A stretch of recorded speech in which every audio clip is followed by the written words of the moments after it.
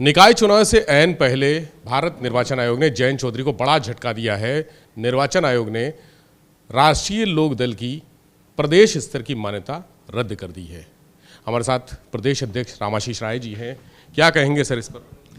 देखिए, मेरा मानना है कि निर्वाचन आयोग ने जल्दीबाजी में ये फैसला किया है और इस फैसले के पीछे कोई न कोई बड़ी ताकत लगी हुई है, क्योंकि पिछले चुनाव में राष्ट्रीय लोकदल और समाजवादी पार्टी का गठबंधन था। दोनों दल मिल करके चुनाव लड़े और चुनाव में अच्छी सफलता दोनों दलों को मिली है। जहां हमारे 8 एमएलए जीते, वहीं समाजवादी पार्टी को 120 से अधिक सीटें मिली हैं। दोनों दलों के कार्यकर्ता और नेता एक दूसरे के प्रचार में लगे हुए थे। तो अगर देखना चाहिए तो परसेंटेज में दोनों की भागीदारी है। इस आधार पर फैसला होना चाहिए था। अगर इस आधार पर फैसला होता तो हमारा प्रादेशिक दल की मान्यता बरकरार रहनी चाहिए, लेकिन निर्वाचन आयोग ने केवल संख्या देखा और परसेंटेज अलग दल का निकाल करके और उसने ये जल्दीबाजी में ये फैसला कर दिया, जबकि स्थानीय निकाय की घोषणा हो चुकी थी और इस चुनाव बाद विचार कर लिए होते। लेकिन मुझे लगता है कि निर्वाचन आयोग का ये फैसला आश्चर्यचकित करने वाला है। आपने कहा बड़ी ताकतें लगी हुई थी, ये कौन बड़ी ताकतें हैं? जैसे अभी पिछले चुनाव में पिछले दिनों आप देख ही रहे हैं कि प्रदेश में देश में दावे किए जा रहे हैं कि छोटे दल समाप्त कर दिए जाएंगे या समाप्त हो जाएंगे। जो सत्तारूढ़ दल है वो तो नहीं चाहता है कि छोटे दल पनपें, छोटे दल समाप्त हो जाएं और कुछ ही गिने चुने दल रहें, उनसे हमारा सीधे मुकाबला हो। तो इस तरह के जो लोग सरकार में हैं और निर्वाचन आयोग की भूमिका इस समय जो दिखाई दे रही है, पिछले अनेक चुनावों से दिखने में मिल रही है, वो निष्पक्षता की जिस उम्मीद की हम लोग कल्पना करते हैं निर्वाचन आयोग से, उसे दिख नहीं रही है। तो अब पश्चिमी उत्तर प्रदेश में रालोद का खासा प्रभाव माना जाता है। इस फैसले के बाद, भारत निर्वाचन आयोग के इस फैसले के बाद कितना असर पड़ेगा कार्यकर्ताओं पर, पार्टी की नीतियों पर? देखिए, हमारे जो समर्थक हैं, कार्यकर्ता हैं, वो हमारी पार्टी और पार्टी के नेतृत्व के प्रति पूरी आस्था रखते हैं और इससे पहले भी कई बार सिंबल बदले गए हैं। पार्टी का विलय हुआ है, फिर पार्टी बनी है, उभर करके सामने आई है।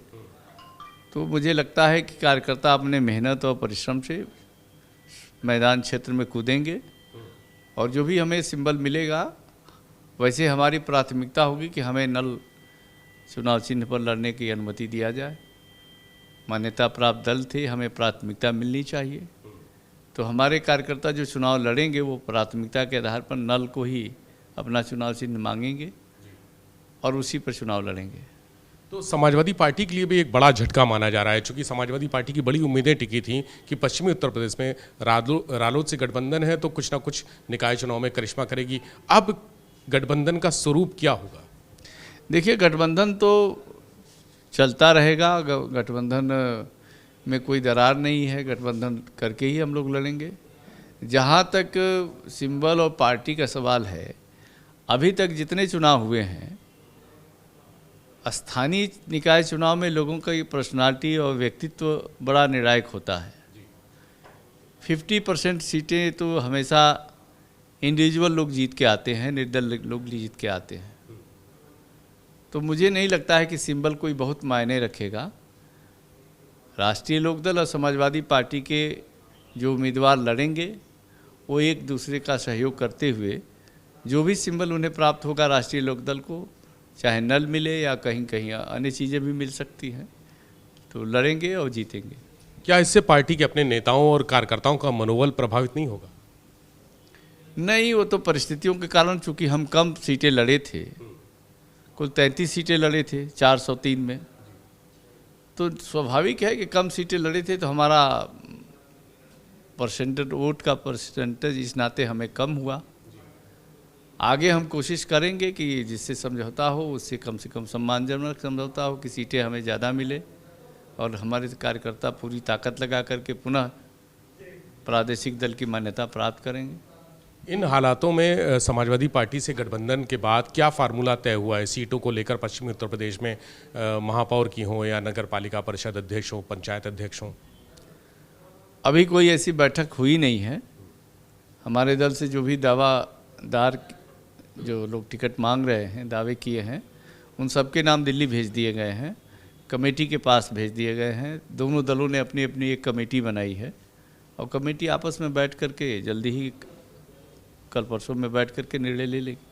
विधानसभा चुनाव में हमने देखा कि जयंत चौधरी ने दावेदारी पेश की थी बड़ी मजबूती के साथ, लेकिन अब मान्यता निरस्त होने के बाद क्या उनकी दावेदारी कमज़ोर नहीं होगी समाजवादी पार्टी में टिकटों को लेकर? अब जो समस्या आएगी उसका सामना किया जाएगा, लेकिन उस समय जिन सीटों पर हम लोगों ने दावा किए थे, अब वो किन्हीं कारणों से जो हमारे प्रभावशाली उम्मीदवार थे उन्हें टिकट नहीं मिल पाया। जैसे माठ की सीट है, रालोद 350 वोट से हारा था। अगर 4 सीट और हमारी 4-5 बढ़ गई होती तो हमारी मान्यता कोई नहीं छीन सकता था, राष्ट्रीय दल क्षेत्रीय दल हमारा बरकरार रहता। लेकिन अब 2 दल आपस में समझौता करते हैं तो कहीं न कहीं लेन देन करना पड़ता है और इसके नाते हमें कम सीट लड़नी पड़ी। तो अब क्या लगता है, इन बदली परिस्थितियों में जयंत चौधरी का प्रभाव रहेगा या फिर अखिलेश यादव का जो बात है दमदारी रहेगी टिकटों के बंटवारे में? देखिए, दोनों मिल करके और जो समस्या पैदा हुई है उसका सामना करना है, दोनों दल को मिलकर ही लड़ना है। जो जिस प्रकार की राजनीति चल रही है देश में, उसमें छोटे दलों को कमज़ोर करने की एक साजिश हो रही है।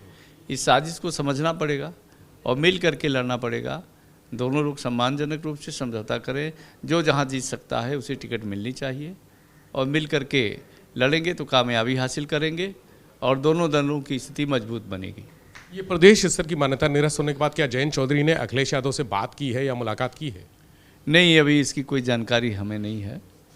टेलीफोन से कोई बातचीत हुई होगी तो अभी उसकी खबर मेरे पास नहीं है। आप प्रदेश अध्यक्ष हैं, क्या सपा के प्रदेश अध्यक्ष नरेश उत्तम पटेल से कोई बात हुई है?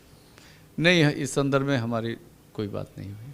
कोई बात करेंगे आगे, अभी कल परसों में देखिए क्या बात होती है। हाँ। तो रामाशीष राय जी हैं प्रदेश अध्यक्ष रालोद के।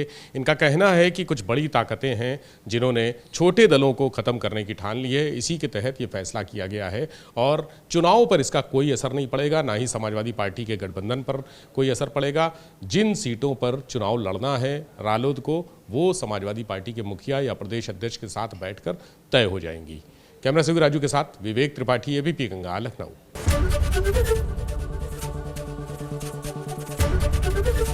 एबीपी गंगा, खबर आपकी, जुबान आपकी।